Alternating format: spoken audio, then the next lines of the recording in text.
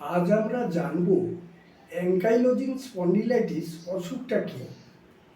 এই অসুখটা হচ্ছে blood test করলে HLA-B27 পজিটিভ থাকলে রোগটা ধরা পড়ে। বেশিরভাগ ক্ষেত্রে দেখা যায় ছেলেদের ক্ষেত্রে এই রোগটা বেশি হয়। বয়স 25 থেকে 35-এর মধ্যে ছেলেদের এই রোগটা ধরা পড়ে। প্রথমে হাঁটু ব্যথা দিয়ে শুরু হয়, হাঁটুটা ফোলে ব্যথা হয়, তারপরে শোল্ডার জয়েন্ট ব্যথা হয় এবং স্টিফনেস হয়ে যায়। স্বাভাবিক চলন ক্ষমতা পরপর বন্ধ হয়ে যায় এবং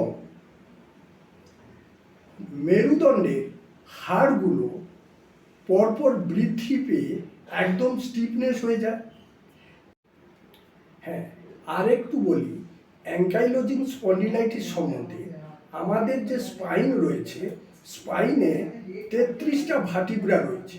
ওই ভার্টিব্রার মধ্যে নির্দিষ্ট পরিমাণে একটা গ্যাপ থাকে, কিন্তু এই অসুখের ক্ষেত্রে ওই গ্যাপটা ফিল হয়ে যায়, অস্থি বৃদ্ধি হয়ে যায়, স্বাভাবিক নড়নচড়ন বন্ধ হয়ে যায়, ঘাড় ঘোরাতে পারে না। এমনকি কোনো পেশেন্ট দাঁড়ানো থাকা অবস্থায় খাটে বা চেয়ারে পা তুলতে পারে না। এই সমস্ত অসুবিধাগুলো ফেস করে খুবই সমস্যার মধ্য দিয়ে জীবন কাটাতে হয়।